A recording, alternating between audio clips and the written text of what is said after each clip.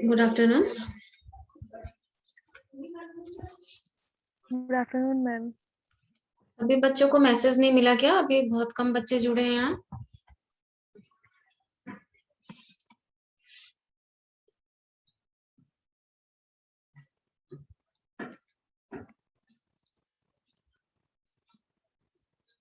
चलिए, कल जो बताया गया था उसमें कोई दिक्कत है किसी को? No ma'am. वीडियो भी भेज दिया है और उसको एक बार देख लेना, नोट्स बनाने के काम आ जाएगा। ठीक है, तो आगे बढ़ जाते हैं कंटेंट में, है ना। बहुत कम बच्चे आए हुए हैं, अभी जुड़ ही रहे हैं। Good afternoon ma'am. Good afternoon.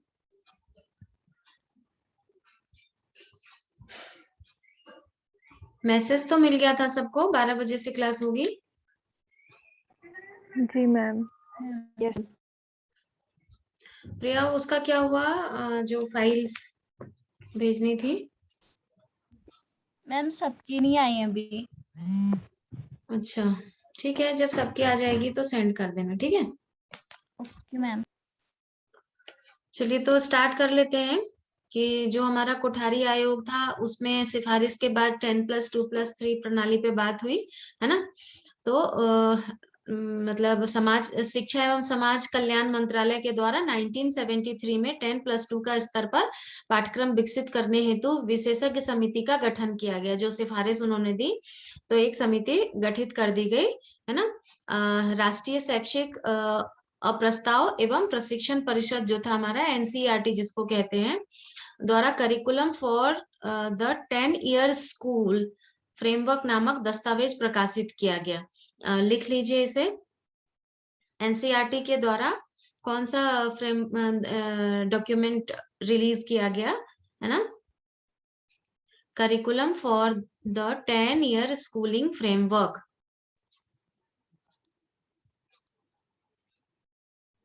इसके अलावा एनसीईआरटी ने पाठ्यक्रम पुस्तक तथा सहायक सामग्री की रचना भी चरणबद्ध तरीके से की। ठीक है, क्योंकि उस समय पे करिकुलम में क्या होना चाहिए इसी पे बात चल रही थी। डिसाइडेड ही नहीं था कि करिकुलम कैसा होना चाहिए और कौन सी पाठ्य पुस्तक लागू की जानी चाहिए, सहायक सामग्री के रूप में किन किन चीजों का इस्तेमाल होगा। ठीक है, तो इस पे एनसीईआरटी ने 1973 में अपना एक रिकमेंडेशन, इनफैक्ट एक फ्रेमवर्क दे दिया। ठीक है, 1975 to 76 के लिए कुछ विषयों में कक्षा 9 एवं 10 के लिए सहायक सामग्री, स्पेशल जो टीचिंग एड्स थी वो तैयार कर ली गई। उसके बाद 76-77 में क्लास 1, 3 और 6 के लिए सहायक सामग्री तैयार कर ली गई। एनसीईआरटी द्वारा निर्मित कुछ पाठ्य पुस्तकों की भी तैयारी कर ली गई। एनसीईआरटी द्वारा निर्मित कुछ पाठ्य पुस्तकों को केंद्रीय माध्यमिक शिक्षा परिषद सीबीएसई ने कक्षा 9 एवं कक्षा 10 में लागू कर भी दिया। ठीक है, मतलब जो पाठ्यक्रम एनसीईआरटी ने तैयार किया उसमें जो बुक्स तैयार किए गए, तो सीबीएसई ने उनको 9th 10th की क्लास में उन पुस्तकों को लागू भी कर दिया। ठीक है, जो काफी वॉल्यूमस थी, तो बाद में इसमें कुछ फेरबदल किया गया, क्योंकि स्टार्टिंग में जो बुक्स बन के आई थी काफी वॉल्यूमस थी, मतलब उसमें कंटेंट कुछ ज्यादा ही था, है ना। उसको थोड़ा सा कम करने के लिए या सिस्टमेटिक करने के लिए उस पे तमाम रिव्यू कमेटी वगैरह होती रही और धीरे धीरे इम्प्रूवमेंट होता गया और आज भी हो ही रहा है, आप देख ही रहे हैं। ठीक, अब बात करते हैं कि नवीन पाठ्यक्रम एवं पाठ्य पुस्तकों की आलोचना के फलस्वरूप, जो बात मैंने कही अभी आपको, केंद्रीय शिक्षा एवं समाज कल्याण मंत्री महोदय ने सन 1974 में रिव्यू कमेटी का गठन किया। एक्चुअली हुआ क्या कि उस टाइम पे जो है, जो किताब बनाई गई एनसीईआरटी के द्वारा, वो काफी वॉल्यूमस हो गई, मतलब बहुत ज्यादा ओवर कंटेंट उसमें हो गया, तो उस पे आलोचना होने लग गई। आलोचना हुई तो समाज कल्याण विभाग ने क्या किया कि उस पे एक रिव्यू कमेटी बैठा दी और कहा कि इस पे जो है रिव्यू किया जाना चाहिए। ठीक है, इस समिति के चेयरमैन गुजरात विश्वविद्यालय के उप कुलपति श्री ईश्वर भाई जे पटेल, है ना, ईश्वर भाई जे पटेल थे। उन्हीं के नाम से इस समिति को ईश्वर भाई पटेल समिति के नाम से जाना गया।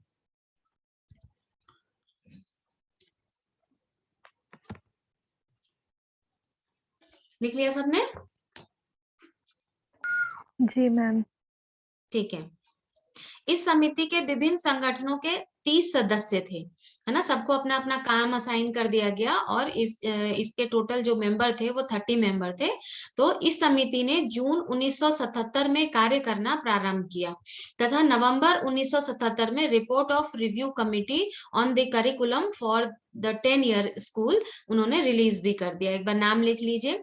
30 सदस्यीय कमिटी गठित कर दी गई, है ना। इस कमिटी के द्वारा जो जून 1977 में काम स्टार्ट किया गया और नवंबर 1977 में उन्होंने अपनी रिपोर्ट सौंप दी और रिपोर्ट का नाम था report of review committee, report of review committee on the curriculum for the 10 year school. लिख लिया सबने?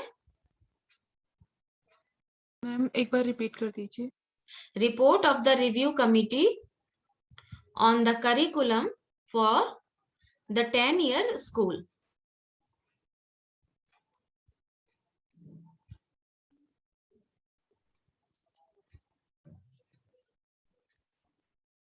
लिख लिया? जी मैम। अब इसके कुछ मुख्य सिफारिशें जो थी वो क्या थी वो देख लीजिए। तो एनसीईआरटी के द्वारा प्रकाशित the curriculum for 10 year school नामक दस्तावेज के प्रत्येक स्तर में तथा विषयानुसार निर्धारित उद्देश्यों का पुनर्निरीक्षण करना। इस में लिखा गया था कि जो पहले एनसीईआरटी ने 10 ईयर स्कूल करिकुलम जो पब्लिश किया था उसके हर एक दस्तावेज का रिव्यू करना इस कमेटी का काम था। दूसरा कि उक्त दस्तावेज के संदर्भ में एनसीईआरटी के पाठ्यक्रम तथा पाठ्य पुस्तकों की जांच करना। ठीक है, जितने भी पाठ्यक्रम उन्होंने करिकुलम उन्होंने बनाए और साथ में जितने भी पाठ्य पुस्तकें बनाई उनको रिव्यू करना भी इस कमेटी का काम था। समय सारणी आदि की जांच करना तथा उसकी उपयोगिता का मतलब उसका जो मॉडिफिकेशन था और जो समय सारणी थी वो कितना उपयोगी है, इन सब का जांच करना भी इस कमेटी का काम था। वर्तमान अध्ययन की योजना तथा विभिन्न विषयों के लिए आवंटित समय का पुनर्निरीक्षण करना। मतलब जो समय जो चल रहा था टाइम उसके अकॉर्डिंग जो डिमांड थी उसका अध्ययन करना तथा उसमें पुनर्निरीक्षण करना इसका काम था। ठीक है। उसके बाद 1983 में यूनेस्को ने एक महत्वपूर्ण अपने एक पुस्तक प्रकाशित की जिसमें से एक का शीर्षक विज्ञान सबके लिए, साइंस फॉर ऑल। लिख लीजिए। 1983 में किसके द्वारा? यूनेस्को के द्वारा एक बुक पब्लिश की गई जिसका नाम था science for all. Science for all. Year है 1983। तथा दूसरी book a nation at risk, a nation at risk. ठीक है। इन दोनों ही पुस्तकों में विज्ञान की शिक्षा सबके लिए अनिवार्य करने तथा विज्ञान एवं तकनीकी को समाज एवं संस्कृति के अभिन्न अंग के रूप में स्वीकार करने पर बल दिया गया। मतलब ये जो पुस्तकें यूनेस्को के द्वारा 1983 में पब्लिश की गई है ना, दोनों के नाम क्या थे? कौन बताएगा? साइंस फॉर ऑल और नेशन एट रिस्क। हाँ, तो ये दोनों जो किताबें थी इन किताबों में ये कहा गया कि विज्ञान सबके लिए अनिवार्य होना चाहिए और विज्ञान और तकनीकी को समाज एवं संस्कृति का अभिन्न अंग के रूप में स्वीकार करने पर विशेष बल दिया इस किताब में। ठीक है। इन पुस्तकों में विज्ञान शिक्षा के उद्देश्यों के विभिन्न दृष्टिकोण से स्पष्ट किया गया। जो ये किताब थी विज्ञान शिक्षा के जो अलग आयाम थे, जो दृष्टिकोण थे, उस पर भी बहुत बल दिया गया। ठीक है। इसके अतिरिक्त वैज्ञानिक साक्षरता, साइंटिफिक लिटरेसी, वैज्ञानिक दृष्टिकोण, वैज्ञानिक मूल्यों तथा प्रयोगशाला कार्य पर भी विशेष रूप से बल दिया गया। मतलब कि ये जो ईयर था यूनेस्को के जो बुक पब्लिश हुई उसके बाद साइंस एंड टेक्नोलॉजी को कंपल्सरी फॉर्म में एक्सेप्ट किया जाना था और इसको हमारे कल्चर और कस्टम से जोड़ने पे बहुत इम्फेसिस दिया गया और साथ में विज्ञान से जो दृष्टिकोण उत्पन्न होगा उस पे इसका इम्फेसिस रहा।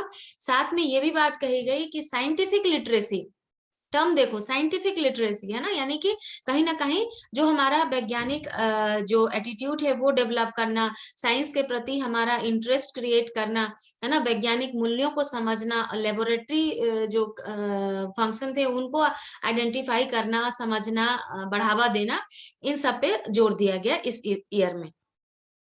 क्लियर है यहाँ तक? यस जी। ठीक है, अब आगे बढ़ जाते हैं। ऐसी इस तरीके से चीजें होती गई। उसके बाद 86 में भी हमारे देश में नई शिक्षा नीति की घोषणा कर दी गई। ठीक है, इस नई शिक्षा नीति को राष्ट्रीय शिक्षा नीति, नेशनल पॉलिसी ऑफ एजुकेशन 1986 का नाम दिया गया। इसके अंतर्गत विद्यालय के सभी स्तरों पर विज्ञान शिक्षा के पाठ्यक्रम एवं उद्देश्यों का निर्धारण किया गया। 1986 में नेशनल पॉलिसी ऑफ एजुकेशन को लागू कर दिया गया, जिसके अंदर विद्यालय के सभी स्तरों में, मतलब हर कक्षाओं में विज्ञान शिक्षा के कार्यक्रमों की रचना, विज्ञान एवं स्वास्थ्य, कृषि एवं उद्योग, दैनिक जीवन के अन्य पहलुओं के साथ इनको जोड़ दिया गया। ठीक है, तो अब 86 को आप अभी 4th सेमेस्टर में पढ़ेंगे। यहाँ बस आप ईयर वाइज मेंशन कीजिए कि इस ईयर में साइंस से रिलेटेड ये काम हुआ। क्लियर है? आगे बढ़ जाए। Yes ma'am. ठीक है, अब 86 में एक लाइन और जोड़ लेते हैं कि 86 में जो हमारी नई शिक्षा नीति थी में यह भी स्पष्ट किया गया था कि विज्ञान शिक्षा को और अधिक सशक्त किया जाएगा। मतलब अभी लागू तो कर दिया गया, अभी इसे और सशक्त किए जाने की जरूरत है, ये बात वहां कह दी गई थी। ठीक है, तो इसमें कहा गया कि जिससे बच्चों में परिभाषित योग्यताएं, मतलब जो डिजायरेबल हम एबिलिटी चाहते हैं, है ना, और विभिन्न मूल्यों जैसे कि जानने या पूछताछ करने के भाव, मतलब इंक्वायरी अप्रोच की बात की जा रही है, पे जोर दिया गया, तथा शिक्षा का प्रसार औपचारिक और अनौपचारिक रूप से हो, विज्ञान शिक्षा का, इस पर भी बल दिया गया। ठीक है, तो यहाँ पे हमारे 86 तक तो बात हो गई कि हमारे जो नेशनल पॉलिसी ऑफ एजुकेशन था वहां तक ये बात हो गई। अब आ जाते हैं कि हमारा जो एनसीईआरटी के द्वारा विद्यालयी शिक्षा के लिए राष्ट्रीय पाठ्यक्रम की रूपरेखा, जो हमारा एनसीईआरटी है, उन्होंने national curriculum framework for school education 2000 में, ठीक है, उस एक डॉक्यूमेंट निकाला जिसका नाम था विद्यालयी शिक्षा के लिए राष्ट्रीय पाठ्यक्रम की रूपरेखा। राष्ट्रीय पाठ्यक्रम की रूपरेखा, national curriculum framework for school education, अपना डॉक्यूमेंट प्रकाशित किया। ठीक है, इस दस्तावेज में विद्यालय स्तर पर विज्ञान एवं तकनीकी शिक्षा में सुधार लाने हेतु बहुत सारी सिफारिशें की गई, जिनमें से कुछ प्रमुख संस्तुतियां यहाँ आपको मैं बताने जा रही हूँ। बहुत सारी चीजें होती हैं दस्तावेज में, लेकिन आपको थोड़ा थोड़ा सा जानकारी जरूर होना चाहिए कि उस दस्तावेज के मुख्य मुख्य बिंदु क्या थे। तो जो सबसे पहली बात आएगी, विज्ञान का ज्ञान वातावरण से संबंधित करके प्रदान किया जाएगा। ठीक है, जैसे याद करो छोटी क्लास में जब हम एयर का चैप्टर पढ़ते थे तो वो लगता ही नहीं था कि साइंस का चैप्टर है, हमारे डेली यूज में एयर को रिलेट करके पढ़ाया गया। तो ये सारी चीजें इसी दस्तावेज का इम्प्लीमेंटेशन का पार्ट था। तो विज्ञान का ज्ञान वातावरण से संबंधित करके प्रदान किया जाए। दूसरी बात कि विज्ञान का ज्ञान प्रदान करते समय प्रक्रियाओं, मतलब प्रोसेस पर अधिक बल दिया जाए, जिससे बच्चों में वैज्ञानिक दृष्टिकोण का विकास हो सके। मतलब उद्देश्यों पे बात हो रही थी ना, तो यहाँ कहा गया कि जो विज्ञान का ज्ञान प्रदान किया जा रहा है तो प्रोसेस पे अधिक बल दिया जाए, ताकि बच्चों में जो है साइंटिफिक एटीट्यूड, मतलब एक्टिविटी बेस्ड होना चाहिए, जिससे कि उनमें वैज्ञानिक दृष्टिकोण उत्पन्न हो सके। नेक्स्ट हो गया कि वैज्ञानिक प्रक्रियाओं में प्रायोगिक कार्य, निरीक्षण, प्रदत्त संग्रह, वर्गीकरण, परिकल्पना का निर्माण, निष्कर्ष निकालना तथा उद्देश्य प्राप्ति हेतु निष्कर्ष पर पहुंचने की प्रक्रियाओं को प्रमुख रूप से सम्मिलित किया गया। यहाँ ध्यान देने वाली बात है कि वैज्ञानिक प्रक्रियाओं में जो साइंटिफिक प्रोसेस की बात की गई, जिससे कि साइंटिफिक एटीट्यूड डेवलप होगा, उनमें किन किन चीजों को शामिल किया जाना चाहिए उसी की बात की गई, जिसमें कहा गया पहला तो प्रायोगिक कार्य, जो एक्सपेरिमेंटल वर्क है उसको शामिल किया जाना चाहिए। ऑब्जर्वेशन, निरीक्षण को शामिल किया जाना चाहिए। प्रदत्त संग्रह मतलब डाटा कलेक्शन की बात की जा रही है, ठीक है। वर्गीकरण, क्लासिफिकेशन की बात की जा रही है। परिकल्पना निर्माण, हाइपोथेसिस फॉर्मेशन की बात की जा रही है। कंक्लूजन, निष्कर्ष निकालना की बात की जा रही है। उद्देश्य प्राप्ति हेतु निष्कर्ष पर पहुंचने की प्रक्रियाओं को प्रमुख रूप से सम्मिलित किया गया। क्लियर है यहाँ तक? जी मैम। ठीक। विभिन्न वैज्ञानिक नियमों एवं सिद्धांतों के विभिन्न क्षेत्रों की समस्याओं के समाधान में महत्व एवं उपयोगिता की समझ विकसित करना। इसका प्रमुख उद्देश्य क्या था कि जितने भी हमारे वैज्ञानिक नियम और सिद्धांत हैं, है ना, उनकी विभिन्न क्षेत्रों की समस्याओं का समाधान, मतलब जो रिसर्च होते हैं ना, एक्चुअली वो रिसर्च क्या होता है कि हमारे डे टू डे लाइफ से संबंधित होते हैं। जो टॉपिक होता है, जो समस्या हम लेते हैं, तो क्या होता है, जैसे मान लो कि अभी ग्लोबल वार्मिंग है, एक रिसेंट इशू है, तो उस पर बहुत सारे रिसर्च होते रहते हैं। तो जो हमारे रिसेंट प्रॉब्लम्स होती हैं, मतलब डे टू डे लाइफ में जो समस्याएं चल रही होती हैं, तो उन पे आधारित हमारे रिसर्च होते रहते हैं। तो वही बात यहाँ भी कहा गया कि विभिन्न वैज्ञानिक नियमों एवं सिद्धांतों की विभिन्न क्षेत्रों की समस्याओं के समाधान में महत्व एवं उपयोगिता को समझ के उसका विकास करना है। मतलब रिसेंट जो प्रॉब्लम चल रही है उनको समझना है और उन पर फिर आगे विकसित करना है उस कॉन्सेप्ट को। क्लियर है? जी मैम।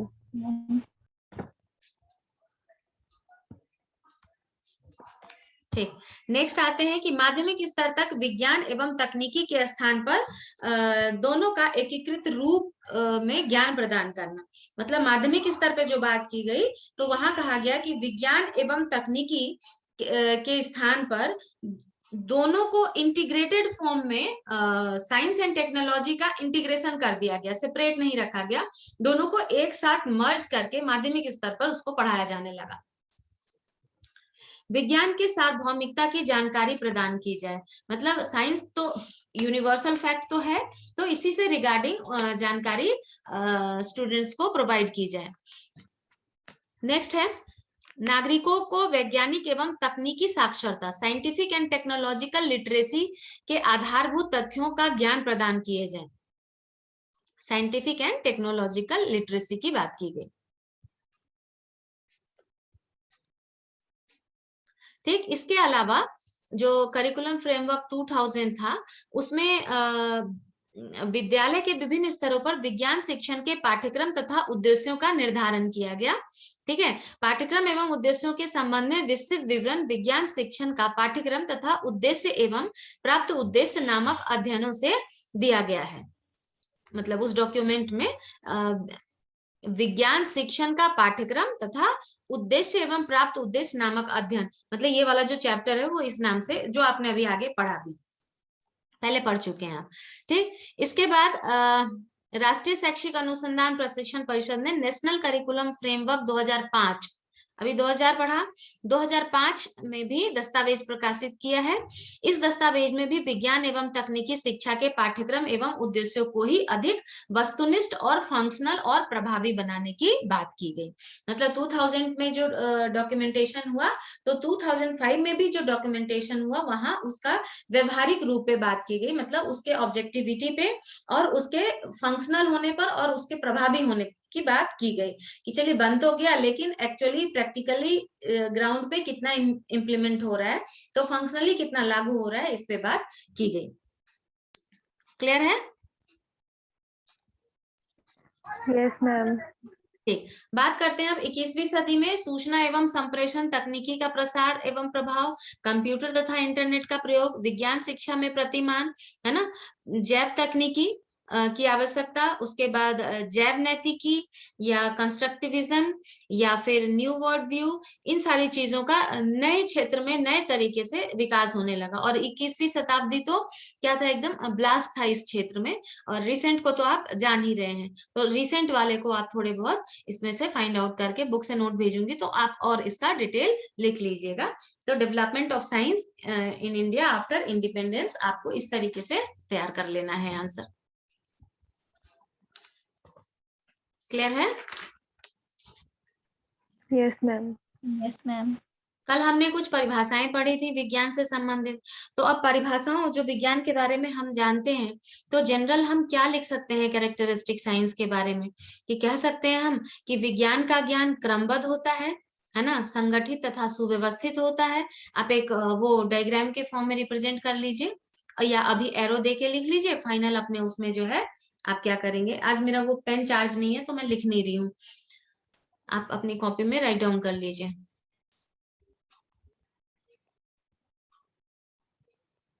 ठीक है, तो विज्ञान क्या है? क्रमबद्ध, संगठित और सुव्यवस्थित होता है। दूसरा बनाइए, किसमें सर्किल में बना रहे हैं, एरो दे दे के लिखते जाइए। दूसरा लिखिए, विज्ञान में तथ्यों और संबंधों का अध्ययन किया जाता है।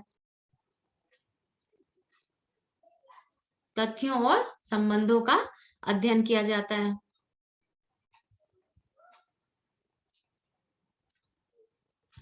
नेक्स्ट, विज्ञान तार्किक विचारों एवं घटनाओं का माध्यम है।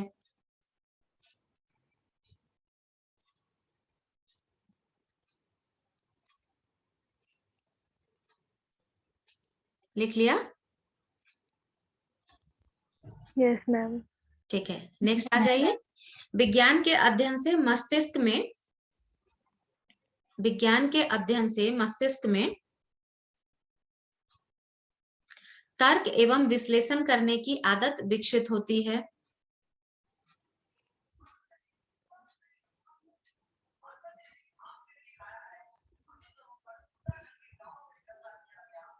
नेक्स्ट लिखिए, यह आगमनात्मक तथा प्रायोगिक है। इंडक्टिव, आगमनात्मक, आगमन विधि से है। इंडक्टिव और एक्सपेरिमेंटल है। नेक्स्ट लिखिए, विज्ञान में सामान्यीकरण के आधार पर, मतलब जनरलाइजेशन के आधार पर आवश्यक निष्कर्ष निकाले जाते हैं।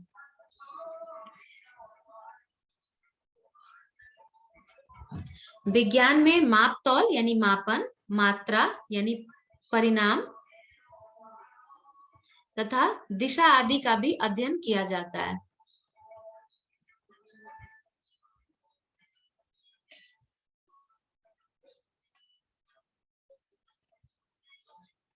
इसकी प्रक्रिया प्रेक्षण एवं प्रयोगों के परिणाम स्वरूप विकसित होती है।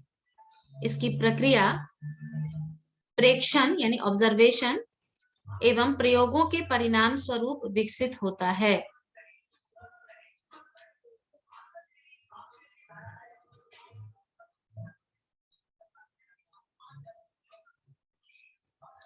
लास्ट करिए, इसके अध्ययन से मस्तिष्क को एक विशेष प्रकार का प्रशिक्षण मिलता है।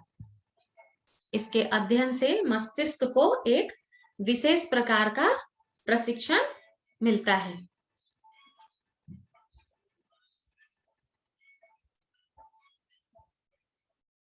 तो अगर आप पे क्वेश्चन आए व्हाट इज साइंस, डिफाइन या एक्सप्लेन द मतलब development of science after independence, ठीक, तो आप साइंस का परिभाषा पहले लिख दीजिए, फिर जो अभी डिस्कस किया हमने 2 दिन में वो लिखेंगे, फिर कंक्लूड करते हुए कि साइंस एक्चुअली करता क्या क्या है या विशेषताएं क्या क्या हैं, तो आप ये वाला स्टेटमेंट के फॉर्म में भी लिख देंगे और साथ में वहां पे डायग्राम भी बना देंगे।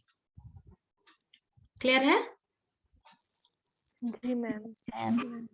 ठीक है, अब नेक्स्ट हमारा टॉपिक आ जाता है नेचर ऑफ साइंस।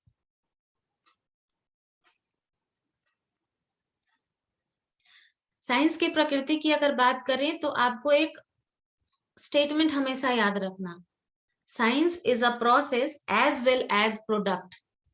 हमेशा याद रखना, क्यों? क्योंकि जो विज्ञान है वह हमेशा प्रक्रिया के रूप में कार्यरत तो है ही है, क्योंकि जो हमारे शोध हो रहे हैं, जो अनुसंधान हो रहे हैं, हर दिन कुछ नया निष्कर्ष निकल रहा है ना, तो ये इसकी प्रक्रिया है। और परिणाम के रूप में जो आउटपुट है, जो परिणाम, जो उन रिसर्च का जो रिपोर्ट है, रिजल्ट है, वो हमारे सामने परिणाम के रूप में आप देखते हैं। ठीक है, तो प्रकृति में ये लाइन हमेशा लिखना, कभी भी विज्ञान की प्रकृति पूछा जाए तो आप ये कभी मत भूलना कि science is a process as well as product, ये हमेशा आप याद रखेंगे। हालांकि इस टॉपिक को डिटेल में पढ़ेंगे, लेकिन एक जनरल भी अगर आपको लिखना हो तो जनरल भी लिख सकते हैं साइंस के बारे में। साइंस संज्ञा कम क्रिया अधिक है। अब इसको कैसे जस्टिफाई करेंगे? साइंस संज्ञा कम क्रिया अधिक है। Science is more a verb than a noun. बताओ तो हिमानी।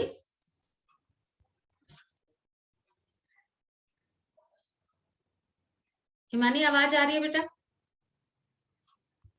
Yes ma'am. बताओ, कुछ सोच पा रहे हो? मैम क्योंकि साइंस में ज्यादा एक्टिविटी वगैरह होती है तो हम इसको क्रिया कह सकते हैं। एक्चुअली अगर हम ग्रामर की बात करें तो संज्ञा किसे कह रहे हैं? किसी वस्तु, व्यक्ति, स्थान या भाव के नाम को कह रहे हैं। और वर्ब किसको कह रहे हैं? All doing words. और जहां डूइंग की बात आ गई तो यानी कि वो क्रियात्मक रूप है उसका, मतलब कि एक्टिव स्टेट की बात है। और साइंस क्या है? डेली इस पे रिसर्च हो रहा है, इसलिए कहा गया कि ये संज्ञा कम, डज नॉट मीन कि नॉट संज्ञा, संज्ञा कम वर्ब ज्यादा है। ठीक है। अब दूसरा एक स्टेटमेंट लेते हैं, उसकी एनालिसिस करते हैं कि विज्ञान वह है जो वैज्ञानिक करते हैं। कल भी पढ़ा था। ठीक है, तो विज्ञान वह है जो वैज्ञानिक करते हैं। अब वैज्ञानिक क्या करते हैं भाई? बताओ, वैज्ञानिक क्या करते हैं? रिसर्च और एक्सपेरिमेंट। हाँ, वैज्ञानिक विधि का अनुसरण करते हैं। और वैज्ञानिक विधि क्या है आपको पहले ही सेमेस्टर में पढ़ाया जा चुका, आगे भी पढ़ेंगे। ऐसा मत सोचना कि मैम ने एक बार पढ़ा दिया तो अब दोबारा पढ़ाएंगे ही नहीं। आगे अभी उसी को डिस्कस करेंगे। नेचर ऑफ साइंस में साइंटिफिक मेथड को जरूर डिस्कस करेंगे, ये आंसर का इंपॉर्टेंट पार्ट है। ठीक है, तो स्टेटमेंट है मतलब लिखने के लिए ये ना फिलिंग स्टेटमेंट्स हैं। जब भी साइंस का पेपर आप अटेम्प्ट कर रहे होंगे, टीचिंग ऑफ साइंस का एक्चुअली, है ना, तो वहां पे ये सब स्टेटमेंट हमेशा याद रखना, बीच बीच में फिलिंग स्टेटमेंट्स हैं ये। तो साइंस विज्ञान वह है जो वैज्ञानिक करते हैं। वैज्ञानिक क्या करते हैं? वैज्ञानिक विधि का अनुसरण करते हैं। ठीक, अब आगे आप जान जाएंगे कि वैज्ञानिक विधि क्या है। ठीक, चलिए नेक्स्ट है विज्ञान पूरी तरीके से वस्तुनिष्ठ है, ऑब्जेक्टिव है। क्यों? बताओ, ऑब्जेक्टिव क्या बताया था? मैम किसी न किसी उद्देश्य पर आधार होता है। ये वो ऑब्जेक्टिव नहीं है, this is quality. Objectivity and subjectivity बताया था। सब्जेक्टिविटी में मतलब पर्सन टू पर्सन वेरी करने लग जाती है चीजें। तो साइंस तो ऐसा है नहीं, वो तो एक ट्रूथ है, एक फैक्ट है, यूनिवर्सल है। तो इसमें ऑब्जेक्टिविटी के गुण है। सब्जेक्टिविटी अगर हो जाता तो मैं कहती कि मेरे यहाँ जो है सूरज जो है पश्चिम से उगता है। ठीक है, मेरे यहाँ सेल में जो है ना न्यूक्लियस ही नहीं होता है। ठीक, सब्जेक्टिविटी में मतलब पर्सन टू पर्सन वेरी करने लगता। इसलिए साइंस तो यूनिवर्सल है, फैक्ट फिक्स है इसके। तो इसका मतलब है कि इसकी प्रकृति यह है कि इसमें ऑब्जेक्टिविटी के गुण पाए जाते हैं। क्लियर? चलिए नेक्स्ट आते हैं कि हाँ, मतलब प्योरली ऑब्जेक्टिव इन नेचर, इतनी बात यहाँ की गई है। तो इसको एक डिटेल में हम कल अच्छे से पढ़ेंगे पूरा डायग्राम के साथ। आज पेन चार्ज नहीं है, तो जब तक डायग्राम नहीं बने इस क्वेश्चन का मजा नहीं आएगा, है ना।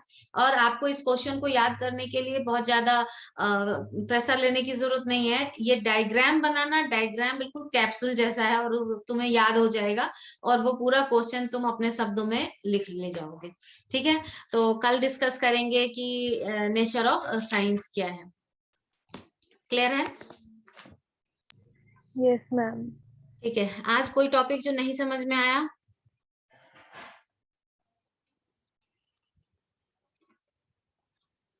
मैम वो मैंने कल नोट्स के लिए बोला था मैम आपसे, इंग्लिश के।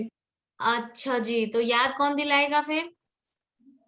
मैम वो फिर मुझे मैम शाम को याद आया तो इसलिए मैंने नहीं बोला। मैंने कहा मैम कल बोल दूँ। विद्यार्थी खुद ही भूल गया तो टीचर को कहाँ तक याद रहेगा। चलो कोई बात नहीं, याद दिला देना एक बारी, वैसे अभी मैं कर ही देती हूँ। और बताओ अंकिता, यस मैम। कोई दिक्कत है? No ma'am. ठीक चल रहा है। प्रिया? यस मैम आ गया। ठीक है। पूजा बेस्ड? Yes ma'am. कोई दिक्कत है? No ma'am. ठीक। मनीषा? Yes ma'am. बोलते ही नहीं हो आजकल तुम फिर से। ऑफलाइन क्लास नहीं हो रही है तो आंसर नहीं करोगे? समझ में आया मनीषा? Yes ma'am. कोई दिक्कत तो नहीं हो रही बेटा? नो मैम, सही चल आज का पढ़ाया सब समझ में आ गया? थोड़ा थोड़ा। हाँ, अभी कह देते पूरा तो मैं पूछती कि बेटा क्या क्या समझ में आया, तो अच्छा किया आपने आंसर चेंज कर लिया। कोई बात नहीं। निकिता वर्मा? मैम आ गया। यस मैम आ गया। कोई दिक्कत? Ma'am no. Manish Pant? Manish?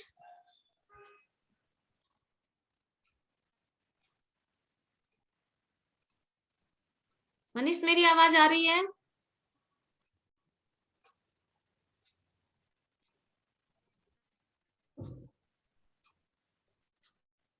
Ma'am वो है नहीं शायद क्लास में। नहीं है, मुझे दिख रहा है, वो बोल भी रहा है बट उसकी आवाज मैम आवाज नहीं आ रही। हाँ, उसकी आवाज नहीं आ रही है। चलो कोई बात नहीं, देखती हूँ, क्योंकि आजकल वो क्वेश्चन भी नहीं पूछ रहा ना। रुचि बेस्ड? कैमरा ऑन करो, सामने आओ। रुचि बेस्ड, कोई दिक्कत हो रही है बेटा? मैम हल्का फीवर है। तबीयत ठीक नहीं है? कोरोना तो नहीं हुआ है? No ma'am. कोई बात नहीं, ठीक हो जाओगे जल्दी, है ना। अगर कंफर्टेबल नहीं थे तो क्लास नहीं अटेंड करते, कोई बात नहीं, रिकॉर्डिंग तो मैं भेज ही देती हूँ। जब ठीक लगता तो आप पढ़ लेते, ऐसा कुछ नहीं है। चलो रेस्ट करो बेटा। ठीक है। बाकी तो मनीष, मुझे उनकी आवाज नहीं आ रही है, होपफुली उनको कोई दिक्कत नहीं होगी। तो आ रही है। आ रही है मनीष। चलो मनीष, कोई दिक्कत हो रही है सेकेंड सेमेस्टर के कंटेंट में? मैम नहीं, दिक्कत नहीं है। दिक्कत नहीं आ है? रहा था। ठीक है। जहाँ पे दिक्कत होगी तो खुद ही पूछ लेना, है ना।